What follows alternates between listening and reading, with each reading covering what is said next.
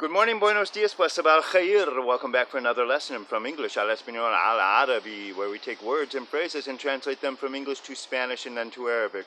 However, once again this morning I am going to be examining a professional translation of what is perhaps the most translated document in human history, in part at least. And that's the Old Testament, the opening passage of the Old Testament from the Holy Bible. And that's the book of Genesis, the first day of creation. And today we're at verse 3. And this is just a short verse, and I'm going to use it to demonstrate some syntactical differences between the three languages and why they exist.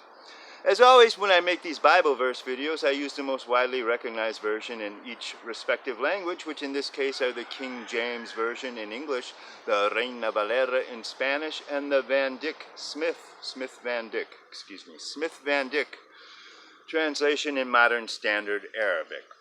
So in the King James English, we find this verse rendered as, "And God said, let there be light, and there was light. And God said, let there be light, and there was light." One thing that we should notice about this whole Genesis story is that it's chock full of the conjunction "and," which of course represents several other conjunctions in Semitic languages, as we'll look at in the Arabic. So as we look at the Spanish, we find that the Spanish and the Arabic better reflect the original word order of the original Hebrew of this text, because both Spanish and Arabic, especially in formal texts, like to start with a conjugated verb at the beginning of the sentence. So after the conjunction "y," we have dijo Dios, y dijo Dios, sea la luz, y hubo luz. Y dijo Dios, sea la luz, y hubo luz. And if you're in Spain, luz is pronounced luz.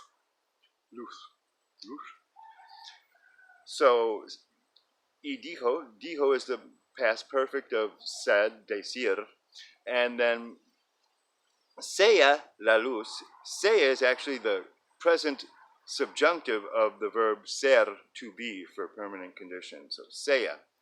Se is actually the imperative, which is probably a better translation in my opinion.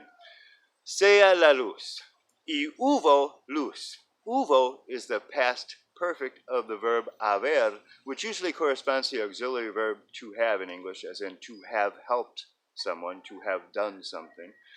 But when it's conjugated in the past tense, it also means there was or there were, depending on the context. And in this case, we have the past perfect, which is hubo luz, there was light. But more frequently in speech, in colloquial Spanish, we use the conjugation había, which is the past continuous. Había mucha gente allí. There were a lot of people there. Había mucha gente. Había muchos problemas. There were a lot of problems. So in Modern Standard Arabic, we find two past perfect verbs, which is very helpful, and two different conjunctions, and I'll explain why. So we have وقال الله ليكن نور فكانا نور. So وقال الله, and said God. وقال, قال is the past perfect of the verb قال, to say, he said. This is very frequently used in both Modern Standard Arabic and in dialect. However, in dialect it usually sounds a little bit different.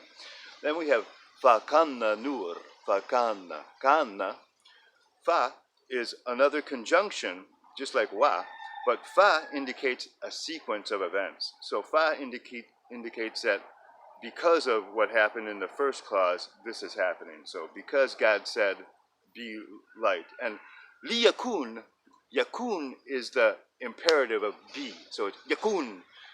Li is the preposition that means in order or for. So what God really says in Arabic is for to be light, really.